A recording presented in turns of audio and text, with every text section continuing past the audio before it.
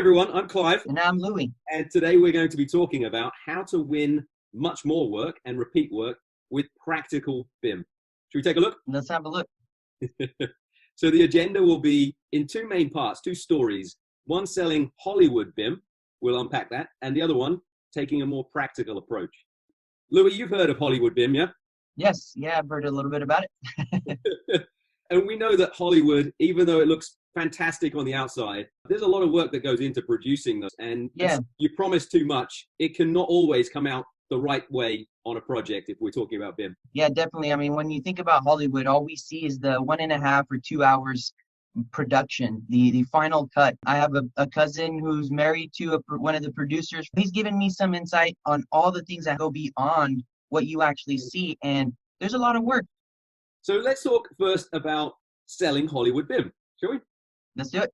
There's lots of different angles that you might be selling BIM from or using BIM in your sales process. You might be an architect trying Mhm. to win work from an owner. You might be a contractor trying to put together all of the pieces and provide a better service to your client.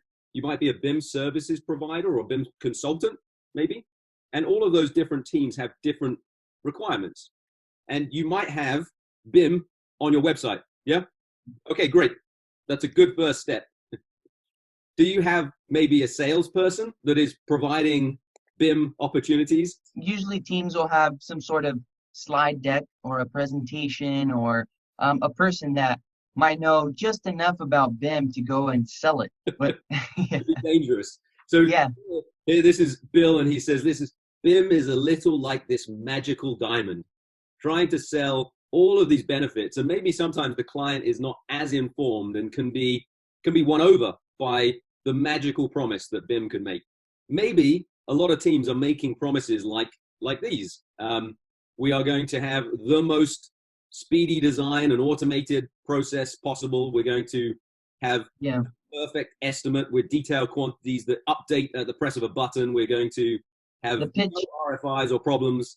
the pitch is BIM is going to potentially solve all of these things on this project if we just commit to doing BIM. And because we can do BIM, we can help solve all these things. So that becomes the Hollywood, that becomes the sales pitch that we tend to share with the clients.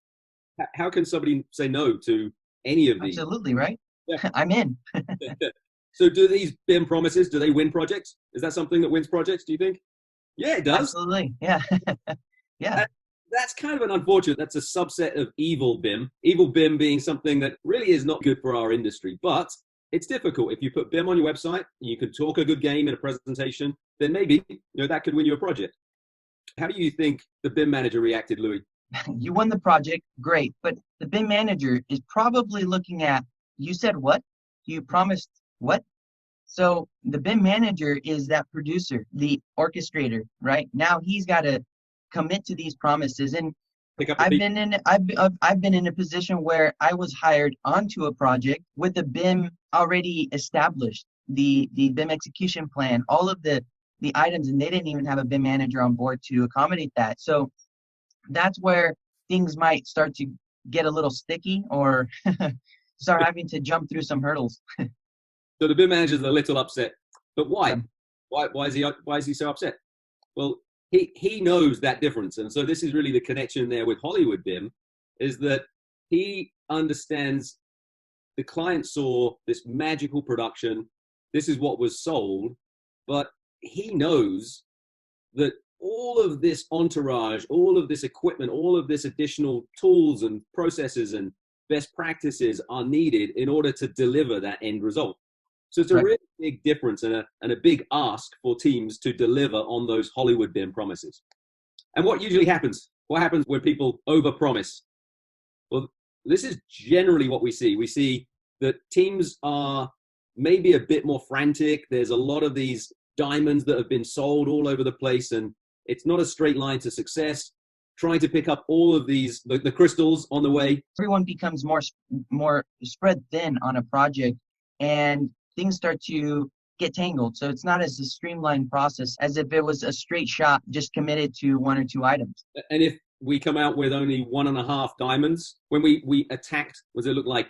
8 or 9 diamonds. These were the things that were sold, but we Right. only deliver 1.5. What do you think is going to be the end result? Maybe this is the BIM deliverable. Most of the time, what we see is that it didn't meet their expectations. Yeah, this doesn't look like it would meet many oversold BIM expectations. Client satisfaction. So when we look at that, we can see that the client overall would not be satisfied with 1.5 out of 9 that were sold. Do you think that that client would be back? Would they want BIM on their next project, do you think? Nah, probably not. Yeah, like this. He's very uncommitted, yeah? I don't think that we'll be seeing BIM on his next project. Definitely not a thumbs up. Should we look at a practical approach, how you might Yes. go through and sell BIM? Yeah. So we talked about there's different personas, different people, and you might be selling BIM for different reasons. There's so many challenges that you could be using BIM to solve. If you're an architect, you'd be doing different things compared to a contractor, compared to a services provider or a BIM consultant selling services. So let's meet Helen. So Helen has a practical BIM strategy. She knows exactly how to go about that whole workflow and share with the client what is practical and what will be delivered and what will win her more business. Should we take a look at her practical BIM strategy? Yes. These are the 4 main points that she goes through. She makes sure that she asks the right questions that are relevant to what she can do. She defines a very clear and visual scope. She gains agreement with all of those parties that they are the deliverables and that's what's going to be the main target. And then she continuously reports back to her client the progress. So the first one, Louis, Helen asks the right questions. How does she go about that? Well, she first has to really look at what are some of the services that they can actually commit to. Here are some questions that, as an architect, you might want to consider. If you want to use VR for your design reviews, is that something that would interest the client? Because every little question is going to start to dictate what type of scope you should and shouldn't be including in your projects. And these are some examples of what you might want to ask them that are more relevant to architects. Can you help with early leasing of the building? Can you help find and identify prefab opportunities? And it's not an exhaustive list. There are many more that you might want to ask, but asking the questions rather than just saying, would you like BIM? Or here's a pretty simulation, or here's a 3D model I can put around. If you don't have that established or, those expectations aligned from the get-go, it becomes a frustrating task to have to go back or add it to the contract, add it to your workflow to go back and forth. So, these type of questions are to basically eliminate as much risk on your end and also not look like the bad guy, because you look like, well, here's a change order for my time of this and that. So you don't want to get to that point. Absolutely. Some of the contractors out there, maybe they'd ask some different questions, and it might be more about maybe the expectations of receiving models from the design team. Can they be used? Is the expectation to use those models for use on the construction site? So do you have expectations to use any of these new and fantastic technologies to help understand design or understand construction, understand progress? Can we use the models from design to get quantities for estimates? One of the biggest things that we see is that a contractor says, yeah, we can do BIM. And then the owner would say, oh, well, we have the design teams that are doing BIM too. So what's the expectation? Is the contractors are the contractors expecting now a model that they can actually consume and use it for estimating purposes? Right. Because at that point, the design teams must know that as well, because they then have to model a bit more. And sometimes as design teams, if we don't need to model something in 3D, we may not have to. And that's where we have a lot of misalignments and a lot of this going back and forth, who's doing what and who should have modeled what. One of the questions in the Q&A is using the model for building facility management purposes. And absolutely. So this seems to be something more for the contractor. So in this list, and are you looking to lower the life cycle cost? I mean, it sounds like, obviously, Yeah. But would you like to receive the building handover data in a BIM or in an IFC, in a COBie, what sort of data exchange are you looking for? What are the information requirements that are interesting for you? How would you like to use this? And sometimes the owner might just not be ready for it. Sometimes the owner might not be the type of owner, or in this, where you're a contractor delivering to a client that's an owner, maybe they are just not interested because they're not going to use and manage the building. It's going to be somebody else. So really asking those right questions is very, very important.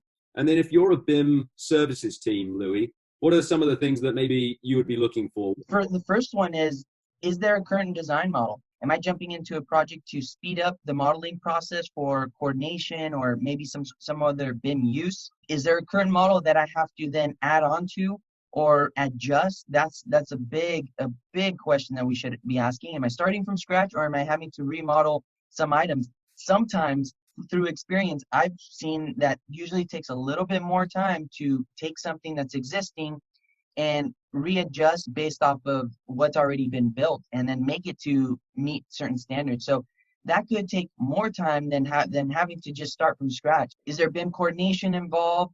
How accurate do we need to, what's the LOD? What's the level of geometry, the information? Is this going to be an as-built thing? Those are some of the questions. And if you're on the same page. If you're a BIM services provider, knowing why is always important. And sometimes it's difficult to ask those questions because you just want to sign the contract. We do BIM modeling, great. We do any type of rendering, great. But if you're being asked for a deliverable and not knowing why you're creating it, you might be over producing certain areas, you might be underproducing. So really identifying how that model is going to be used and making sure that you identify the right scope rather than over or under model is really critical. Yeah, I think then the biggest thing is the scope on this one as well, because the scope creep is a term that's commonly used. That is, I think, one of the biggest risks or challenges that happen with BIM services who are out there and they say yes, and then little by little, the clients or the design teams feed more work that they may have not been committed to, but they want to continue their businesses for the next project and the next project. So finding a way to make a clear scope, and when there are changes, it's very obvious that it's going to impact production.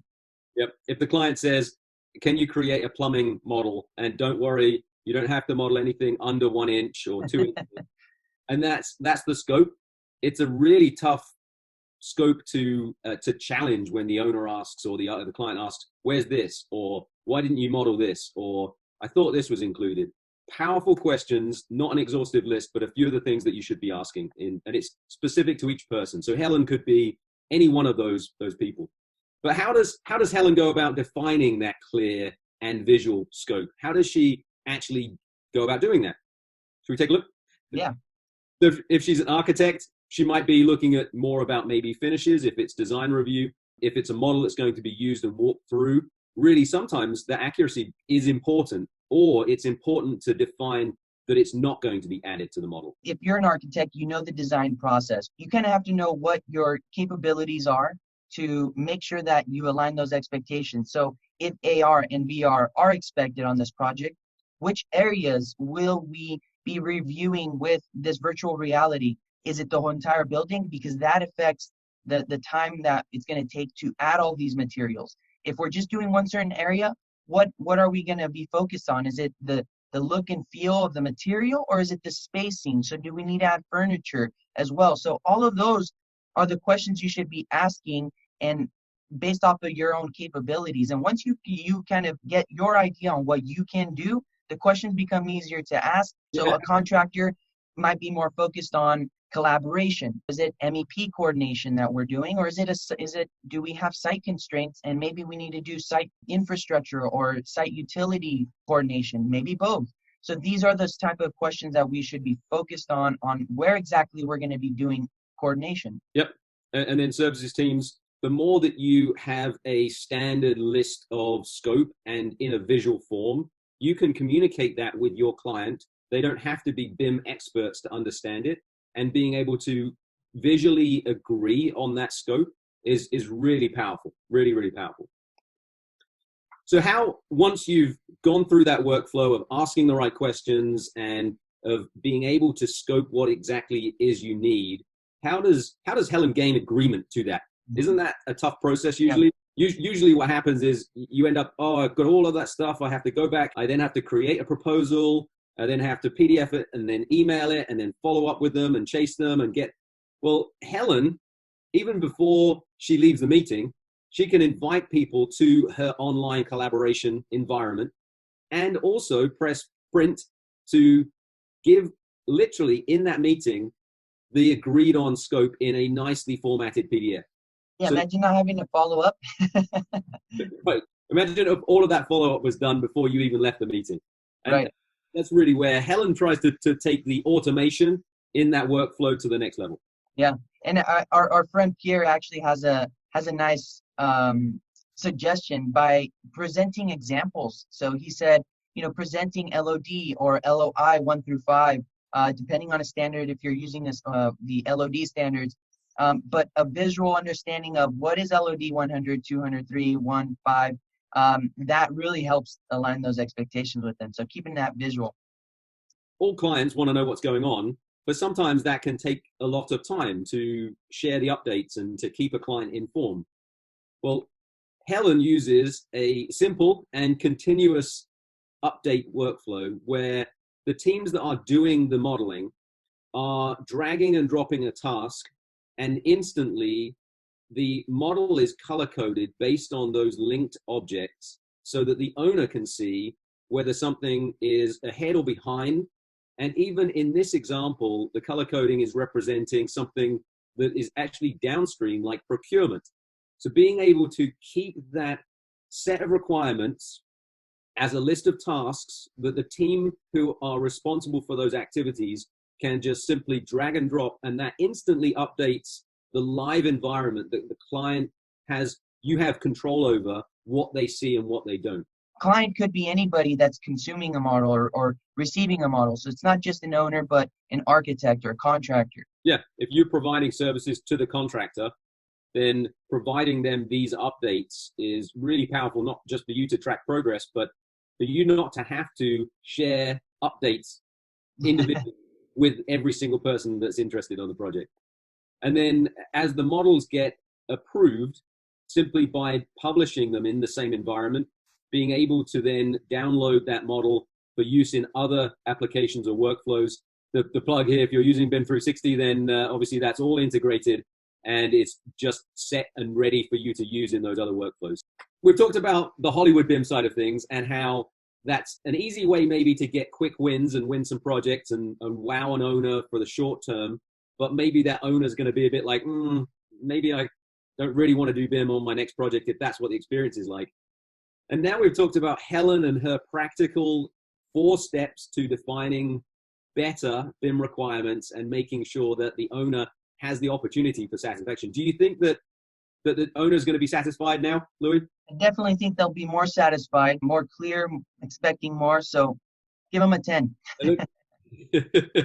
Looks like the client is a lot more satisfied with this approach. So how do the two approaches compare? We looked at that very arduous and a bit confused and maybe chasing your tail opportunities and because of over-promising with the Hollywood BIM approach and not actually coming out at the end with too much to provide the owner versus let's pick a practical approach. Let's target specific, really powerful, very purposeful, very well-defined objectives.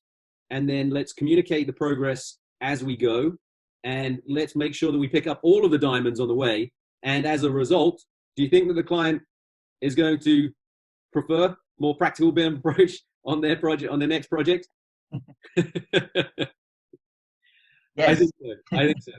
So being able to understand what it is you can provide from a BIM perspective, package that in a way that you can deliver it, and then go about a much more purposeful and practical approach to BIM.